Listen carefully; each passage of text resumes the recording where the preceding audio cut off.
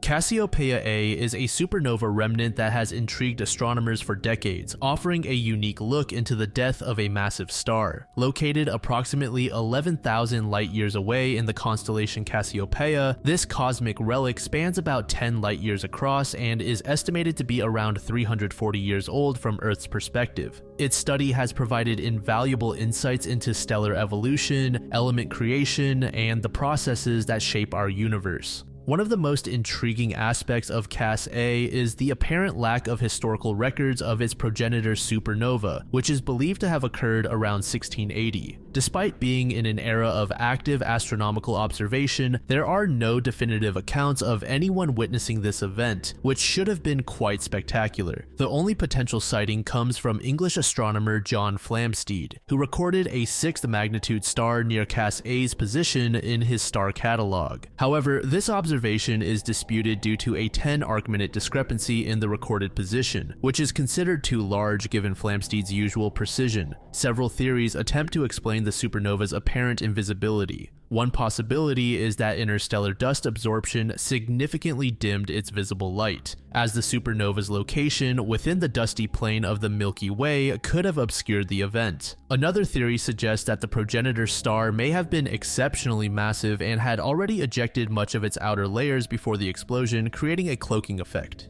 Lastly, observational limitations of the time might have led to the supernova being observed but recorded incorrectly or mistaken for an existing star. A recent discovery in Cass A is the Green Monster, a strange structure first identified in JWST infrared data in April 2023. The Green Monster appears as a loop extending across the right side of Cass A's central cavity and shows less iron and silicon compared to the supernova debris, suggesting a different origin. Data indicate that the Green Monster is moving towards us, plowing into the star's ejected gas on the near side of Cass A. This structure is believed to have formed when the supernova's blast wave slammed into surrounding material ejected by the star thousands of years before the explosion. Ongoing studies aim to better understand Cass A's dust content, which could inform theories about dust in early galaxies. Combining data from various observatories is providing a more comprehensive understanding of its structure and evolution.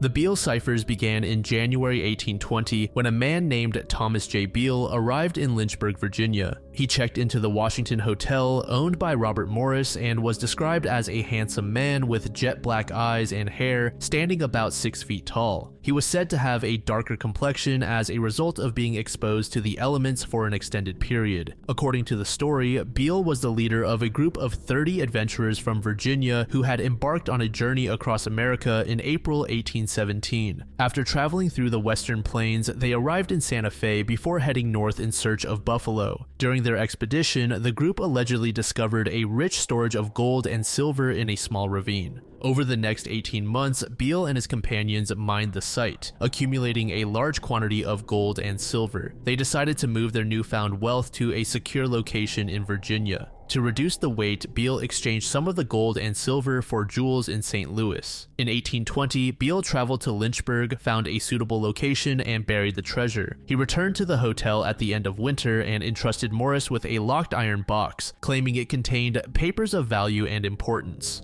Beale instructed Morris to keep the box safe and only open it if Beale or his associates did not return within 10 years. The iron box contained a letter explaining the situation and 3 sheets of paper covered in numbers. These numbered sheets are the famous Beale ciphers, each rumored to contain different information: the exact location of the buried treasure, a description of the treasure's contents, and a list of the names of Beale's associates and their next of kin. Beale's letter stated that a key required to decipher the sheets would be sent to Morris by a third party. However, this key never arrived. After waiting for 23 years, Morris opened the box in 1845. Unable to decipher the text himself, he eventually shared the story with a friend. This unnamed friend spent the next 2 decades attempting to crack the ciphers. The friend's efforts paid off partially when he managed to decipher the second text. He used the United States Declaration of Independence as a key, employing a book cipher method. Each number in the cipher corresponded to a word in the declaration, and the first letter of that word was used to construct the message. The decrypted message from the second cipher revealed the alleged contents of the treasure: approximately 35,052 troy ounces of gold, 61,200 troy ounces of silver, and jewels valued at $13,000 in the 1820s. In today's terms, this treasure would be worth well over $40 million. The message described the treasure's location as being in the county of Bedford, about 4 miles from Beaufort's, in an excavation or vault 6 feet below the surface of the ground. It also detailed how the treasure was packed in iron pots with iron covers, stored in a vault roughly lined with stone. In 1885, a pamphlet titled The Beale Papers was published, bringing the story of the ciphers to public attention. The pamphlet, written by the anonymous friend of Morris, contained the full story of the treasure, including the ciphers and Beale's letters of explanation. This publication sparked widespread interest in the Beale ciphers, attracting countless individuals from amateur enthusiasts to professional cryptographers. Some of the most brilliant minds in cryptography have attempted to crack the remaining 2 ciphers. Herbert O. Yardley, founder of the U.S. Cipher Bureau, and Colonel William Friedman, a dominant figure in American code-breaking during the first half of the 20th century, both took an interest in the ciphers. Friedman even incorporated the Beale ciphers into the training program of the Signal Intelligence Service. In more recent times, computer scientists have applied their skills to the problem. Despite these efforts, success has remained elusive. Many have tried using various historical texts as keys, including the US Constitution, the Bible, the Magna Carta, and other iconic documents. However, none of these attempts have yielded coherent results for the first and third ciphers. The allure of a hidden treasure worth millions has inspired numerous treasure hunts over the years. Bedford County, Virginia has seen its fair share of treasure hunters. Some of these hunts have taken extreme forms, with reports of individuals spending vast sums of money on excavation equipment, using explosives, and even resorting to illegal activities in their quest for the Beale treasure. To facilitate and organize search efforts, the Beale Cipher Association was established, holding regular workshops, talks, and seminars about the cipher's details. While the Beale ciphers have captivated many, there is significant debate about their authenticity. Several factors have led some researchers to suspect that the entire story might be an elaborate hoax. These include linguistic anachronisms in Beale's letters, statistical anomalies in the unsolved ciphers, similarities in writing styles between the pamphlet and Beale's letters, historical inconsistencies, and the lack of corroborating evidence for Thomas J. Beale or his treasure. Despite these concerns, some researchers argue for the authenticity of the Beale ciphers. They point to historical context that aligns with some aspects of the story, a Cheyenne legend from around 1820 that tells of gold and silver being taken from the west and buried in eastern mountains, potential identities of Beale found in Virginia census records, and a connection to St. Louis that aligns with the story's claims.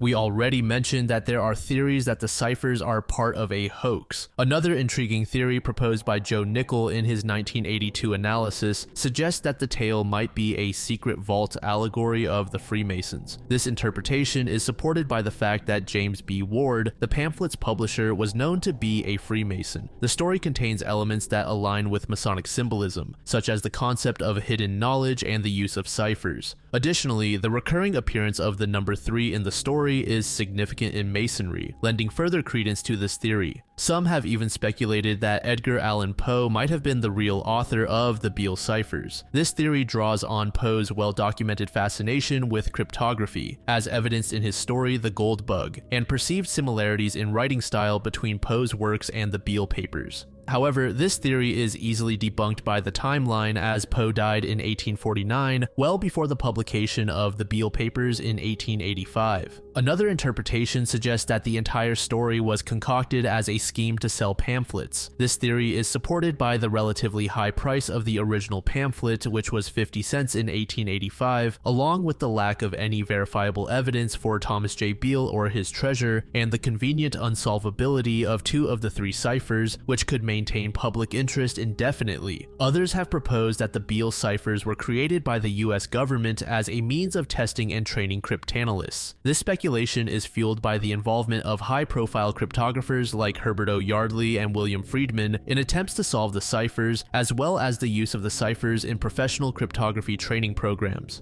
However, there's no concrete evidence to support this theory, and it fails to explain the public nature of the ciphers' release.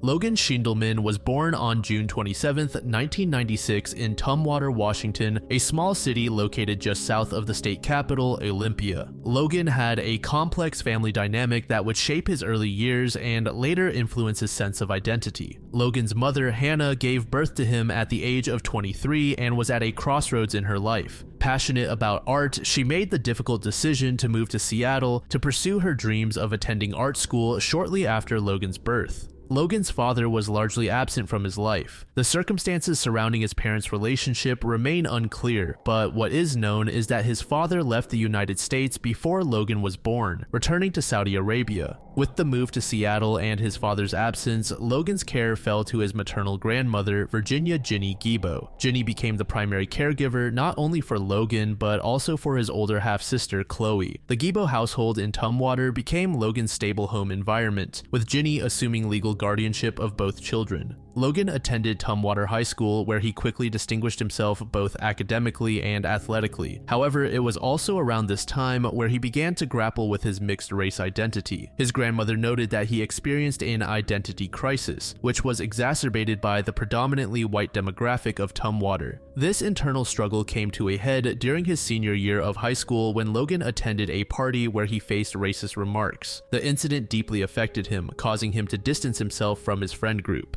After graduating high school in 2015, Logan made a last-minute decision to enroll at Washington State University in Pullman, approximately 300 miles away from Tumwater. This decision was influenced by his desire to distance himself from the racial incident and start anew. At WSU, Logan reportedly made new friends, but his academic performance suffered. He failed to attend classes regularly and ultimately failed out of college after his freshman year. In 2016, Logan returned to Tumwater, moving back in with his grandmother and step-grandfather Bill. His sister Chloe and her boyfriend were also living in the house at this time. He began working various odd jobs to support himself. He took on work at a laundering facility and also helped out on his great-aunt Mary Ware's 5-acre farm. These jobs, while providing income, were a far cry from the promising future that many had envisioned for the former star athlete and good student. During this period, Logan's grandmother observed that he seemed directionless, unsure of what he wanted to do with his life. The transition from being a successful student to a college dropout, working odd jobs, was undoubtedly challenging for Logan, potentially adding on to his existing struggles with identity and purpose. Furthermore, this is when Logan began to start using marijuana. His grandmother was concerned that this was causing Logan to have fits of slight paranoia.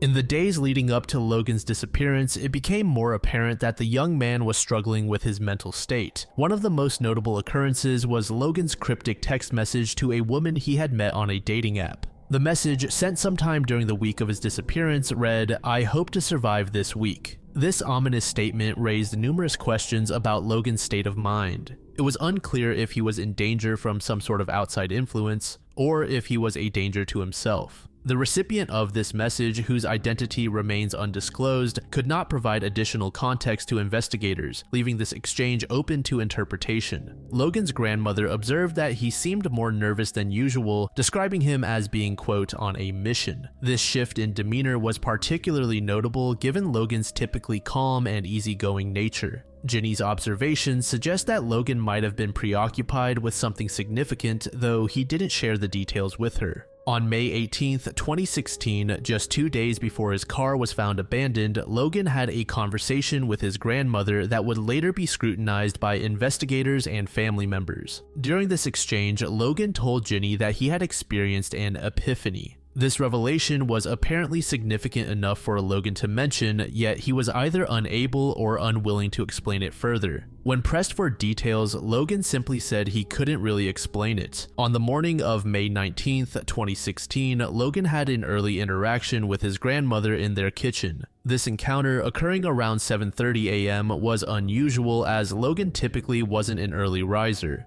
During this brief exchange, Logan once again mentioned his epiphany and wanted to discuss it further. However, due to Ginny's work commitments, the conversation was postponed. This would be the last time Ginny saw her grandson. Throughout that day, Logan's movements and activities remain largely unknown. Neighbors reported seeing him going about his day as usual with no apparent signs of distress or unusual behavior. When Ginny returned home from work that evening, expecting to have the promised conversation about Logan's epiphany, she found both Logan and his car missing. Initially, she wasn't overly concerned, assuming he might be visiting friends or his mother in nearby Olympia. As the evening progressed and Logan didn't return, Ginny's concern grew. She attempted to track Logan's cell phone, a method she had used in the past to check on his whereabouts. The phone's signal was pinging near Olympia, which initially reassured Ginny. However, as hours passed without contact, her worry intensified. The following day, May 20th, marked the beginning of the strange series of events that would define Logan's disappearance.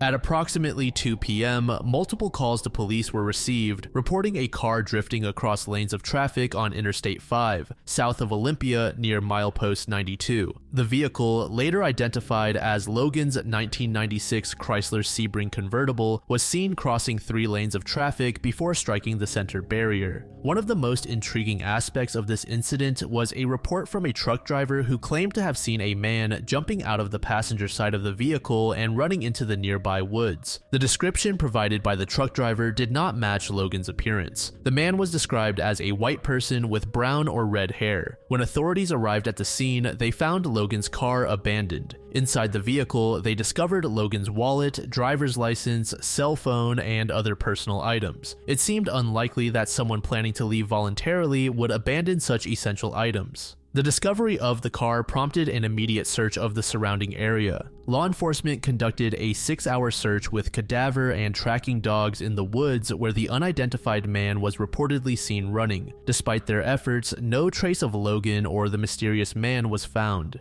As news of the abandoned car spread, additional witness accounts emerged. A woman reported seeing Logan with 2 white men standing at the back of his car on the morning of May 20th. According to her account, the car was parked on the right shoulder of Interstate 5 near exit 95, just a short distance from where it was later found abandoned. The witness described seeing the same car in the same location that evening, but this time with the hood lifted and no one visibly present. One man was described as being around 6 feet tall with a thin build, blonde hair in a bowl cut, wearing a tank top and jean shorts. The other man was said to have shoulder-length blonde hair and was wearing a flannel shirt with jeans. These descriptions did not match the man reported by the truck driver, adding more confusion to the case. Later in the evening of May 20th, there was an additional reported sighting that may or may not have been related to Logan's case. A naked teenager was reportedly seen in the area, though it's unclear if the sighting was connected to Logan's disappearance. This report has been a point of interest for investigators who have attempted to determine if it could be related to Logan or if it was an unconnected incident.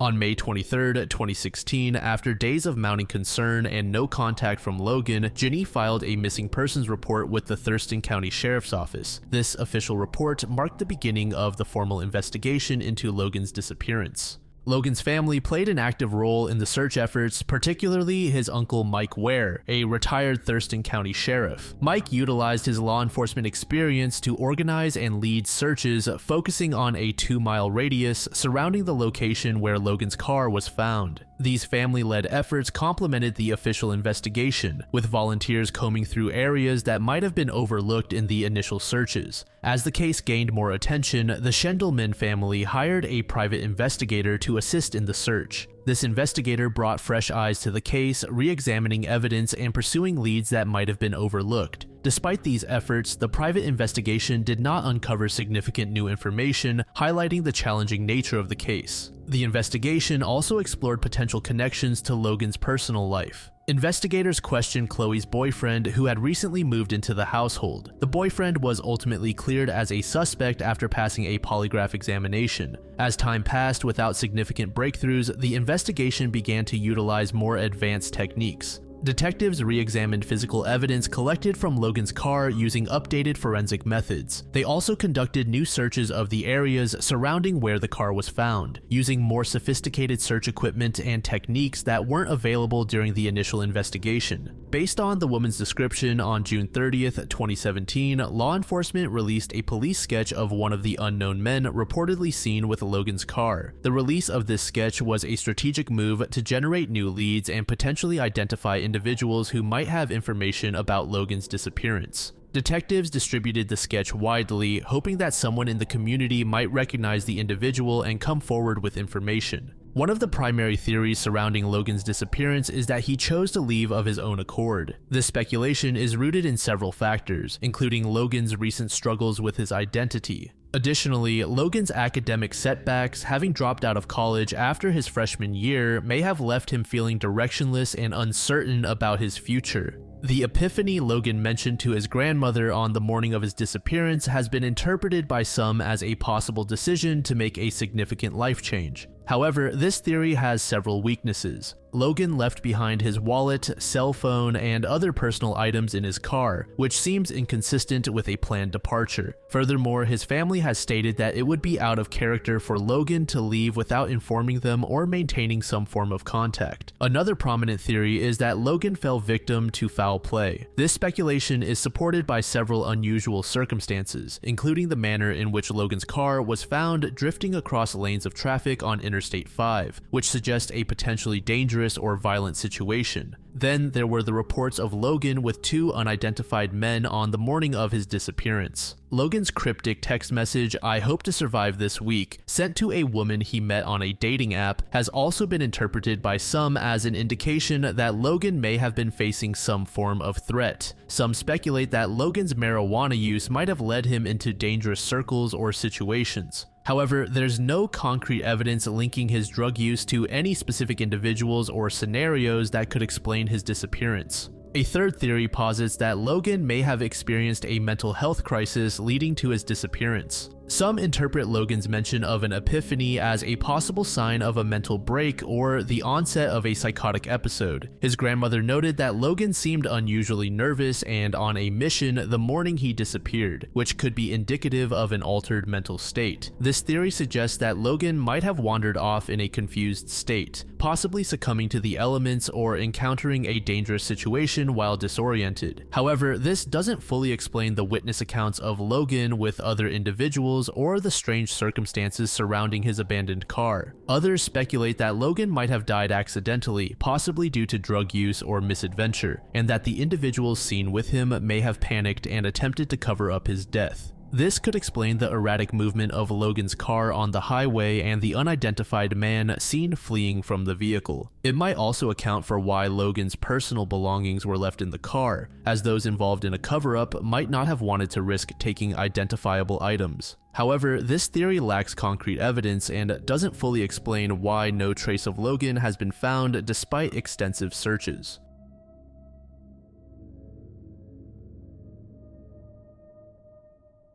The Exmoor body mystery began on March 13th, 2002, when a park ranger conducting his routine rounds in Exmoor National Park made an unexpected discovery. Near Winsford Hill, close to Halse Lane, the ranger came across several plastic bags dumped by the roadside. At first glance, the ranger assumed the bags contained animal remains, which was not an uncommon occurrence in the area. Wildlife fatalities or illegal dumping of animal carcasses were issues the park staff occasionally encountered. Following standard procedure for such findings, they collected the bags without opening them, intending to dispose of the contents properly. The bags were then transported to the Devon and Somerset Staghounds kennels, where an incinerator was available for safely disposing of animal remains. It wasn't until March 14th that kennel staff decided to inspect the contents before incineration. Upon opening the bags, they were met with a horrifying sight. The remains were not those of an animal, but a human. Immediately, the kennel staff contacted the local police. Detective Chief Inspector Barry Douglas was assigned to lead the investigation. The initial examination of the remains revealed that they belonged to a male individual. Forensic anthropologists estimated the man could have been anywhere from his 20s to 30s at the time of death. The body was in an advanced state of decomposition, indicating that a significant amount of time had passed since the individual's death. The body was carefully wrapped in multiple layers, suggesting a deliberate attempt to conceal the remains. The outermost layer consisted of black plastic bags, which were likely used to make the package easier to transport and less conspicuous. Beneath the plastic, investigators found a single duvet and a green single bedsheet. The use of these items might indicate that the body was initially stored or prepared for disposal in a residential setting. The choice of a green bedsheet is noteworthy, as it could have been selected to blend in with the moorland environment where the body was dumped. Among the wrappings was also a white pillowcase. Upon closer inspection, it was identified as coming from a linen hire service that supplied hotels and restaurants throughout the southwest of England. This discovery suggests a possible connection to the hospitality industry in the region. The victim was found wearing Adidas shorts and underwear. Perhaps the most intriguing piece of evidence was a distinctive 22-karat gold pendant found with the body. This pendant featured an inscription of verse 255 from the Quran, known as the throne verse or Ayat al-Kursi. The presence of this religious artifact immediately led investigators to consider that the victim might have been Muslim.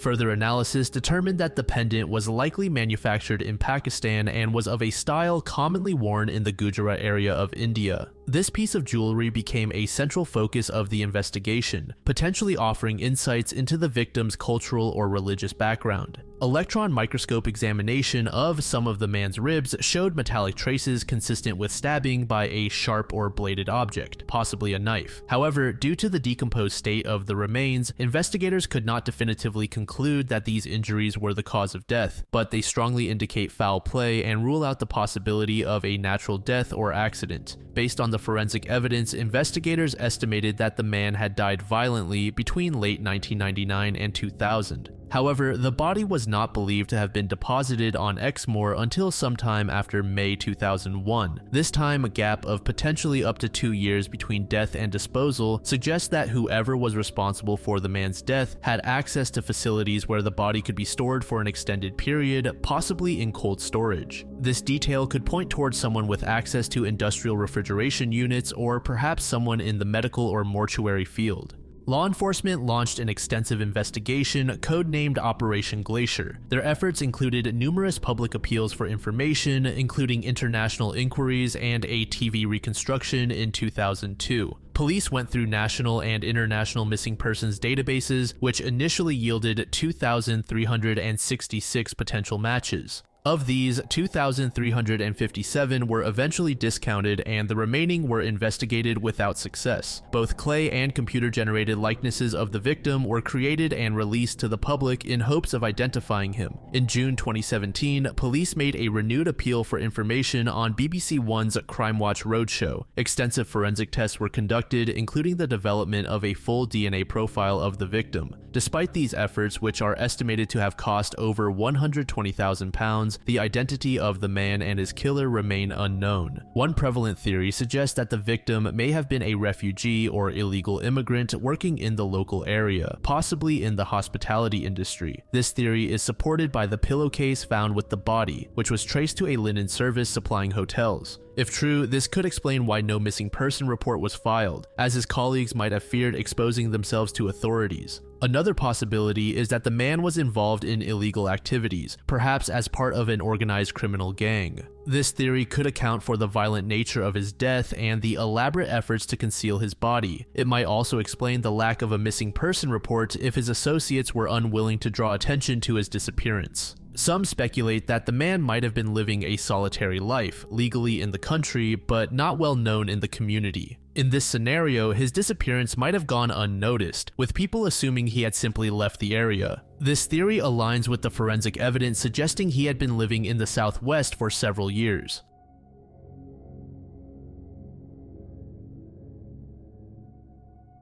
Philip K. Dick's two 374 experiences are regarded as some of the most intriguing accounts within science fiction. These occurrences, which took place in February and March of 1974, would come to define the latter part of his life as he tried to understand and explain them. The catalyst for his experiences came in the wake of dental surgery to remove impacted wisdom teeth. As he recovered at home, a pharmacy delivery person arrived with pain medication. Philip noticed a delivery person wearing a necklace bearing an ichthys symbol, commonly associated with early Christianity. When he asked about it, her explanation seemed to unlock a floodgate of visions and altered perceptions for Philip. In this moment, he felt himself transported to ancient Rome. He described the experience as a form of anamnesis, a sudden lifting of forgetfulness that revealed memories of being a secret Christian in Roman times. This initial vision was characterized by a sense of oppression, with Philip perceiving Rome as a black, prison-like place. However, this was offset by an overwhelming feeling of joy at the knowledge that Jesus had recently walked among them and would soon return.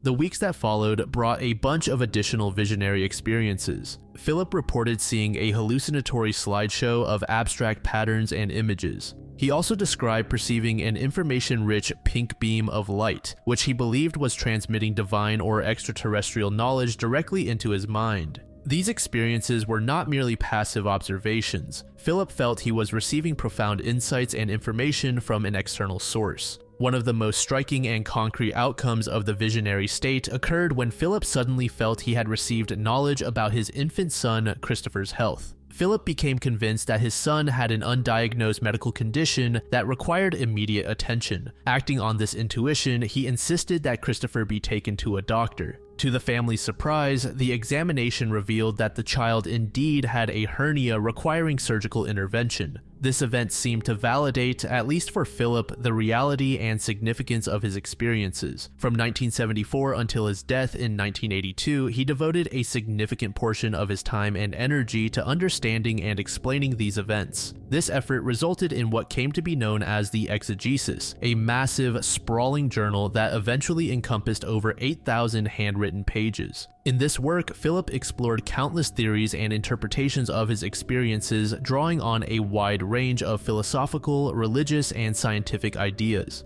Throughout the exegesis and in his later fictional works, Philip proposed numerous interpretations of his experiences. He often referred to the source of his visions as zebra, God, or Valis, meaning vast active living intelligence system, conceptualizing it as a transcendent cosmic intelligence. He came to believe that the universe itself was a vast living entity, possibly resembling an AI system or computer, with humans serving as constituent parts of this larger organism. Philip's theories often centered on the idea of hidden realities, suggesting that his experiences had revealed layers of existence normally concealed from human perception. He explored concepts of time distortion, sometimes feeling he was experiencing multiple time periods simultaneously, or that linear time was an illusion. His ideas frequently aligned with ancient Gnostic beliefs about hidden knowledge and a flawed material world created by an imperfect demiurge. Another recurring theme in the interpretations was the concept of information transfer. Philip believed he was receiving downloads of complex information and knowledge from an external source.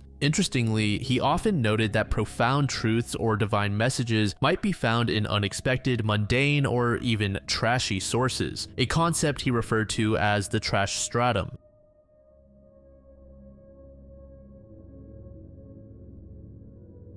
In 1898, during the construction of the Uganda Railway by the British Empire, 2 male lions terrorized workers in the Tsavo region of Kenya. The railway project, aimed at connecting Uganda with the Indian Ocean port of Kilindini Harbor, brought thousands of workers, primarily from India, to the East African wilderness. Lieutenant Colonel John Henry Patterson, an Irish-born British military engineer, arrived at the Tsavo camp in March 1898 to oversee the construction of a railway bridge over the Tsavo River. Shortly after his arrival, workers began disappearing from their tents at night, with evidence pointing to a pair of male lions as the culprits. Unlike their savanna counterparts, these lions were maneless, a characteristic of some lions in the Tsavo region. The attacks escalated over time, following a pattern where initially only one lion would enter the camp, but as they grew bolder, both would attack simultaneously, each taking a victim. The lions displayed remarkable intelligence, overcoming protective measures such as thorn fences set in place by the workers. As the attacks intensified, killings occurred almost daily, leading to severe consequences for the railway project. Hundreds of workers fled the camp in fear, and construction on the bridge came to a complete halt for several months, forcing British colonial officials to intervene due to the project's strategic importance. Patterson took it upon himself to end the lion's killing spree. His hunting efforts included setting traps, attempting to ambush them at night from trees, and even using himself as bait. After numerous failed attempts, Patterson finally succeeded in killing the first lion on December 9th, 1898. The second lion proved more elusive and was not killed until December 29th, 1898. The lions were remarkable specimens, with the first measuring 9 feet 8 inches from nose to tail tip. It took 8 men to carry the carcass of the first lion back to camp. The exact number of victims claimed by the Tsavo man-eaters has been a subject of debate. Patterson initially claimed 135 victims in his book, but modern research suggests a lower, though still significant, death toll. A 2009 study estimated that one lion consumed the equivalent of 10.5 humans, while the other consumed 24. Several theories have been proposed to explain why these lions turned to man-eating. One theory suggests that the 1890s African rinderpest epizootic may have decimated the lion's usual prey, forcing them to seek alternative food sources. Another idea points to dental issues, as one of the lions had a severe tooth infection which could have made hunting normal prey difficult. Some researchers propose that the lions may have become accustomed to finding human remains at the Tsavo River crossing, which was part of a slave trade route. Additionally, the presence of a large, relatively unprotected human population in their territory may have presented an easy food source.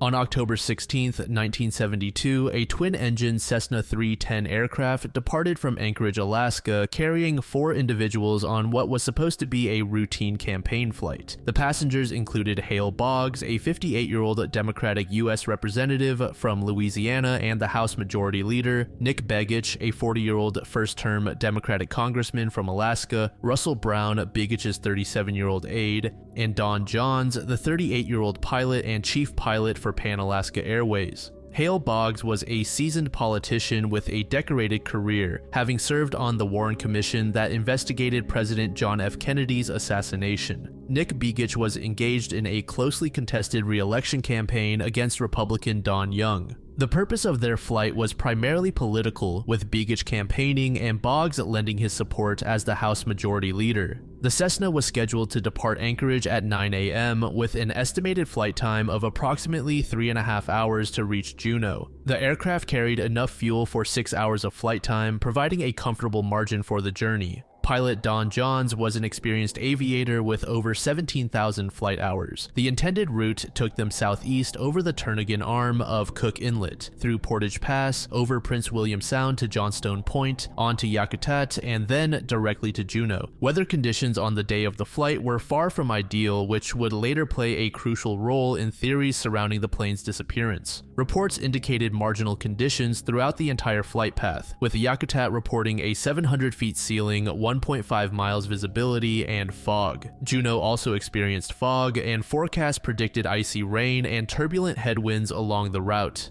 A crucial detail that would later become a point of contention was the aircraft's emergency equipment. A recent Alaska law had required all small commercial aircraft to be equipped with an emergency locator transmitter. However, there would later be questions about whether this particular Cessna was equipped with a functioning ELT. Despite the challenging weather forecast, pilot Don Johns decided to proceed with the flight. His decision may have been influenced by several factors, including potential pressure to complete the flight with 2 congressmen on board, confidence in his extensive flying experience, and hope for improving conditions. The last confirmed position of the aircraft was as it passed over Portage Pass, approximately 50 miles southeast of Anchorage. A witness in the town of Whittier, located at the western end of the pass, reported hearing a plane fly overhead around 9:30 a.m., aligning with the expected flight path and schedule. After this point, no further confirmed communications or sightings of the aircraft were reported, despite the plane being equipped with both VHF and HF radios. When the plane failed to arrive in Juneau at its expected time of 12:30 p.m., initial concern was tempered by the possibility of weather-related delays. However, as hours passed with no word from the aircraft, worry began to increase. By late afternoon, with the plane now several hours overdue and no response to radio calls, people were in a full-blown panic. The full-scale search and rescue operation was launched early on October 17, 1972. What followed became, at the time, the largest search and rescue operation in US history. The search lasted for 39 days and covered over 325,000 square miles of treacherous Alaskan terrain. It involved a massive mobilization of resources, including 40 military aircraft and 50 civilian planes. Pilots flew 1,000 sorties, totaling 3,600 flight hours, while ground patrols meticulously searched Portage Pass twice. The search area encompassed vast glaciers, the jagged Wrangell St. Elias mountain range, and large portions of the coastlines of Prince William Sound and the Gulf of Alaska. Despite the extensive efforts and resources deployed, the search yielded no trace of the aircraft or its occupants. The challenging terrain, vast search area, and harsh weather conditions all contributed to the difficulty of the operation.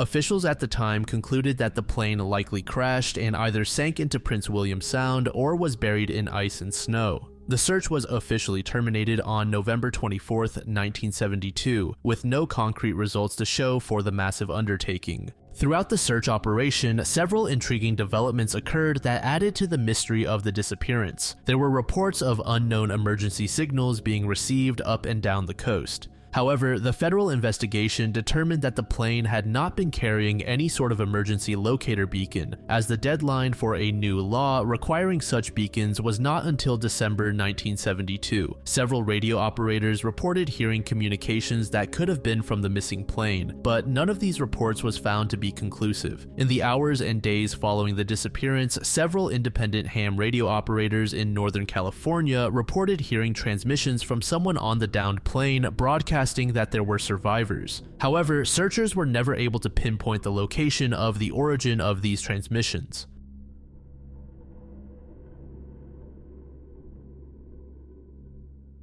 In the small town of Yoro, located in north-central Honduras, a peculiar event occurs at least annually that has captured the imagination of locals and visitors alike. Known as the lluvia de peces, or rain of fish, this phenomenon involves the sudden appearance of hundreds of live fish on the ground following intense rainstorms. This occurrence has been reported for nearly 2 centuries and continues to baffle scientists and researchers who have attempted to explain it. The earliest recorded instances of the fish rain in Yoro date back to the mid-19th century. Local legend attributes the origin of this phenomenon to the prayers of Father Jose Manuel Subarana, a Spanish Catholic missionary who visited the region in the 1850s or 1860s. According to the story, Father Subarana, moved by the poverty and hunger of the local people, prayed for 3 days and 3 nights, asking God for a miracle to provide food for the impoverished community. Shortly after, the sky darkened and fish began falling from the heavens, marking the first occurrence of the rain of fish. Since then, this has reportedly occurred regularly, typically between May and July, coinciding with the onset of the rainy season in Honduras. Some accounts suggest that it can happen up to 4 times a year, although the exact frequency varies.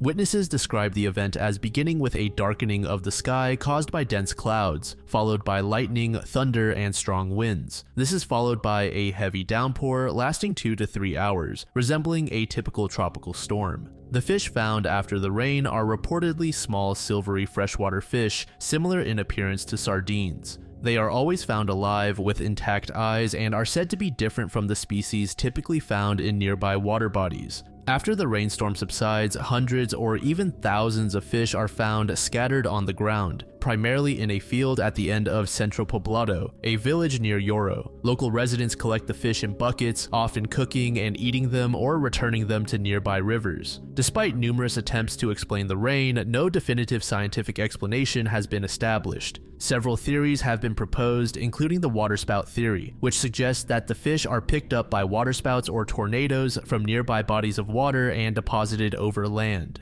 However, this theory is challenged by the fact that Yoro is located approximately 72 kilometers or 45 miles from the Atlantic Ocean, making it unlikely for waterspouts to transport fish such a long distance. Another hypothesis proposed by a team of National Geographic scientists who witnessed the phenomenon in the 1970s suggests that the fish might originate from underground rivers or caverns. They observed that the fish were blind and not native to local waterways, suggesting they might inhabit subterranean water systems and be forced above ground by heavy rains. Other explanations include the flash flood theory, which posits that heavy rainfall might cause flash floods in nearby rivers, washing fish ashore and creating the illusion that they had fallen from the sky. Some researchers have also suggested that seismic activity could agitate water bodies, causing fish to be expelled to the surface and subsequently scattered by strong winds. Environmental factors such as oxygen depletion or pollution in water bodies might force fish to the surface where they could be picked up by strong winds. Despite these theories, none have been conclusively proven, and the exact mechanism behind the incidents remains a mystery.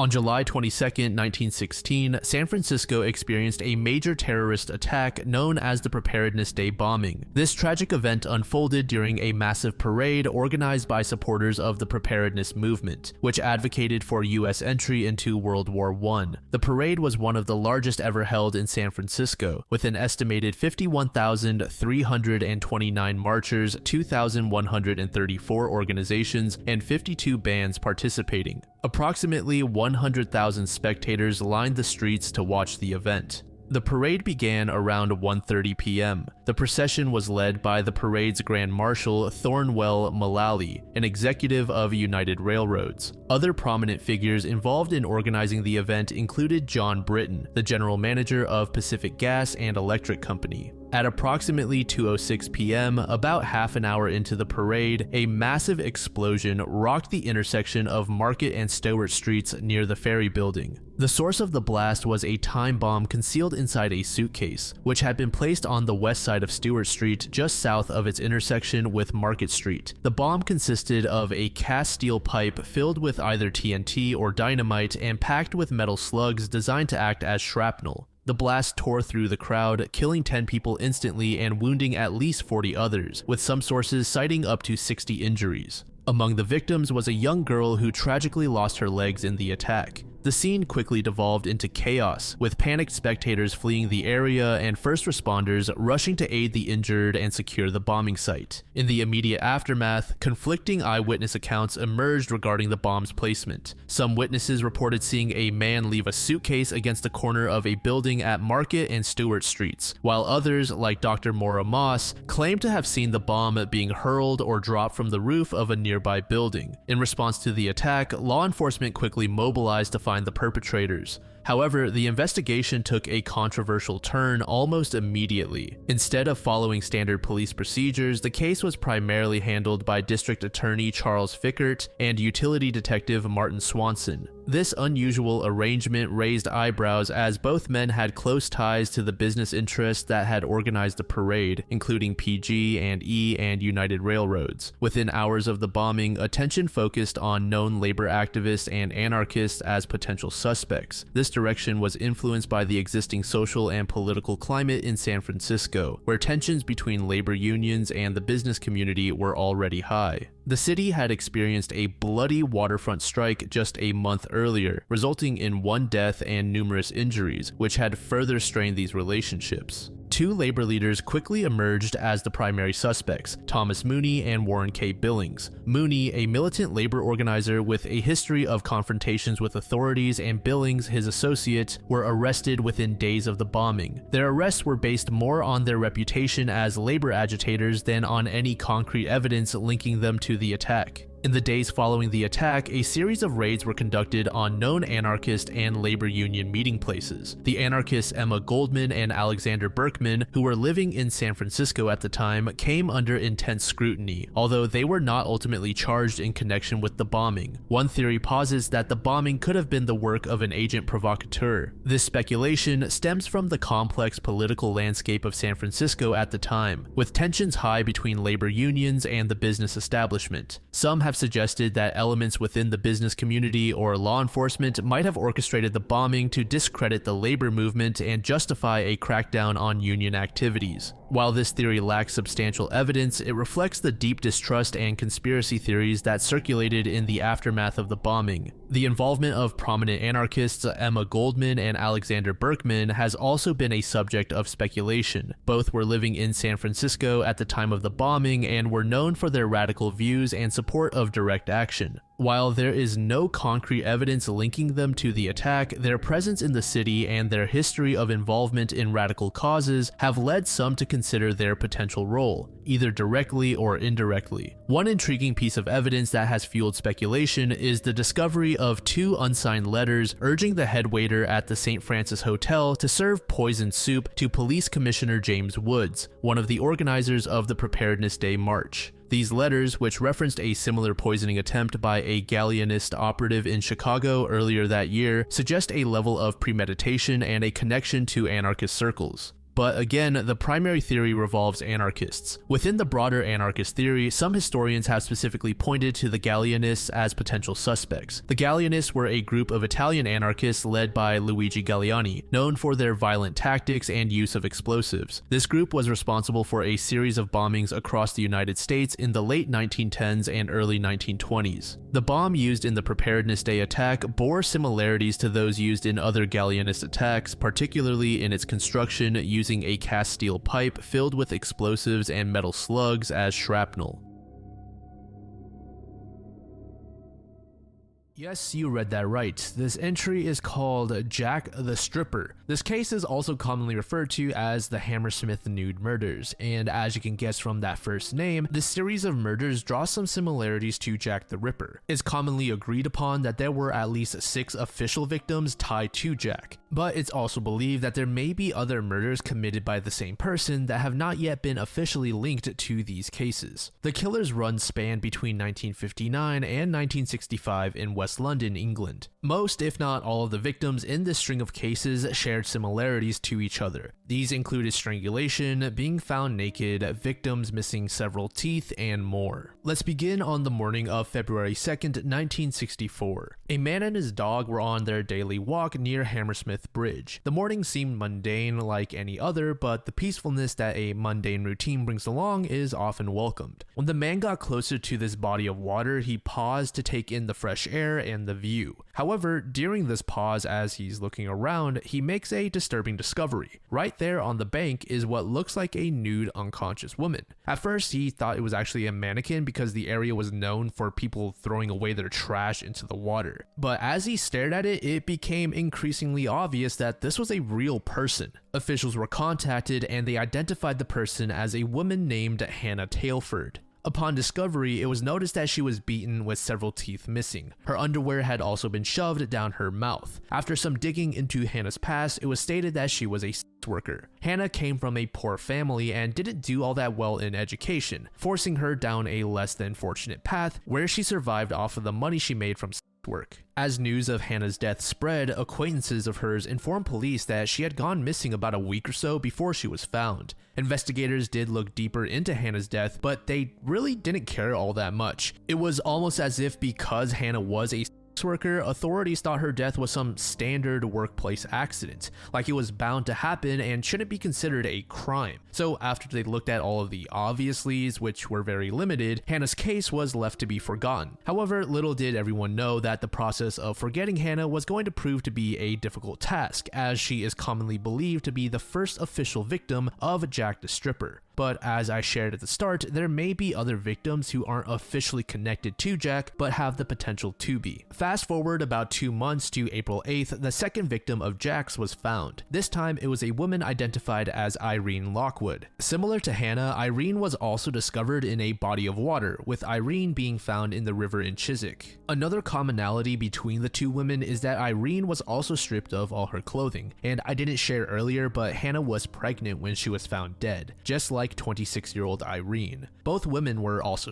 workers and had been strangled to death. As a result of all of these similarities between the two cases, investigators would tie Irene to Hannah. They now suspected that they had a serial killer on their hands. About 2 weeks later, yet another body was found. This third victim was 22-year-old Helen Barthélemy, whose lifeless body was found abandoned in an alley. It's often suggested that Jack may have been aware of the growing suspicion that Hannah and Irene were murdered by the same person. So in order to avoid the now heavily surveyed bodies of water in the area, Jack was forced to leave Helen in the alleyway. Authorities quickly determined that Helen was actually new to London and had moved there in order to find work that would lead her down a path of wealth. But this didn't exactly work out for her, and just like with Hannah and Irene, Helen also turned to work. Meanwhile, investigators had taken a look at previous crimes that held similar details to the 3 murders that we have just discussed, and they found 2 particularly interesting cases. The first of which involved a 21-year-old sex worker named Elizabeth Figg. On a cool summer night in the middle of June in 1959, Elizabeth had a client set up that night and was seen stepping inside a vehicle which was also driven by a man. This was the last time anyone had seen her alive. And just like with all the other victims, Elizabeth was found with a majority of her clothing removed and was strangled. Then in November of 1963, the body of 22-year-old Gwyneth Reese was found near a river located in Mortlake. While both of these cases share a ton of similarities to the rest of Jack's murders, they aren't officially connected. But a lot of people believe that they have the potential to be Jack's earliest victims.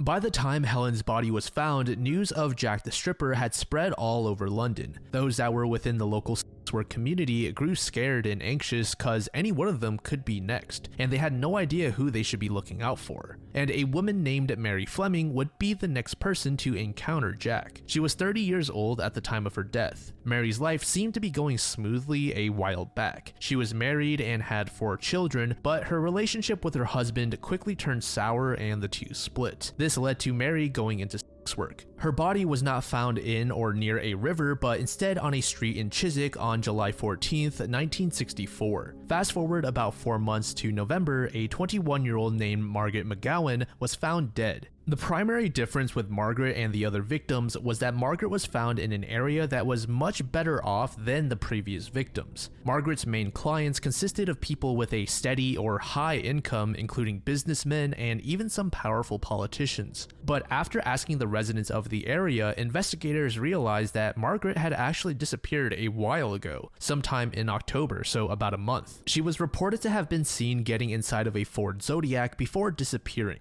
And up to this point, investigators had no idea what the culprit looked like. But luckily for them, the same witness who had seen Margaret get inside a car was able to provide some details about the man who may very well be responsible for these killings. The information resulted in the following sketch. And that brings us to Jack's last confirmed victim, who was found in February of 1965. Her name was Bridget O'Hara. She too was found about a month after going missing and was also a sex worker. The fact that all of these victims had disappeared prior to being found dead led to investigators concluding that they were being stored somewhere. The discovery of Bridget's body led to a pretty significant lead. It was stated that her body was ever so slightly mummified, which meant that she was likely left somewhere with a heat source. After sweeping the area, authorities determined this heat source to be a transformer. And there is one detail about all of the victims that I have not yet shared. They all had these little pieces of paint on them, and nearby that transformer was a paint shop which contained the exact same paint found on the women. It seemed like officials were on the brink of bringing the killer to justice. But this is where the case seemingly meets a dead end. Any leads after this point proved to either be redundant or just didn't progress the case in any way. And eventually the case went cold, with investigators unable to determine an identity for Jack the Stripper.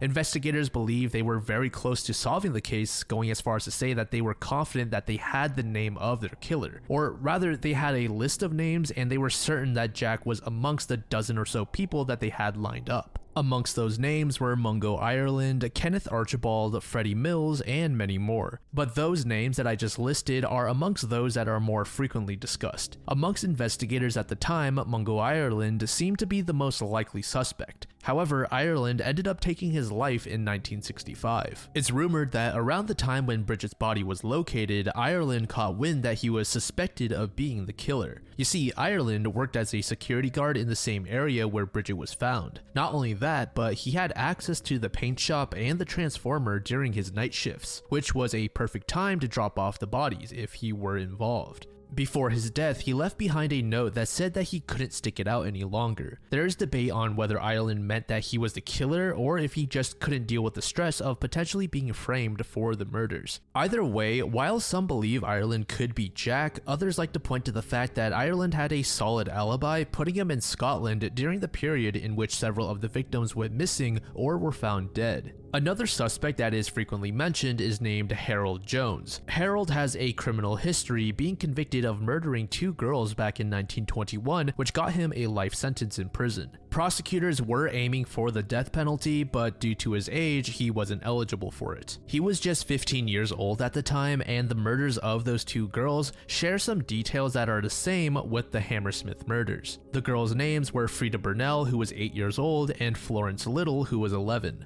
both of whom were lured by Harold to locations where nobody was around. About 2 decades into his sentence, Harold was released and was seen by several people in southwest London around the late 40s and early 50s. Harold later got married and raised a family around Hammersmith in the 60s. However, it should be stated that Harold is only a recent suspect. During the height of the crimes, Harold was never really looked into by investigators. It was only in the last couple of decades when investigators and researchers stumbled upon Harold and tied him to the killings. Now, it's entirely possible that I'm seeing things, but if you ask me, the sketch and Harold are pretty similar. As most of you know, these police sketches are often exaggerated, so particular details can stick in people's minds. The sketch shows a man with really pronounced and sharp ears, which you can kind of see in Harold. There's also the clean comb-backed haircut, but obviously the similarities could very well just be coincidence. And another detail many like to point to is that all of the Hammersmith victims were of a similar build. They were all rather short, skinny, just overall very small women. Those that suspect Harold believe that he only targeted smaller women because this was a fetish or interest he developed from killing those 2 girls back in his teenage years. However, it should be stated that Frida and Florence didn't show any signs of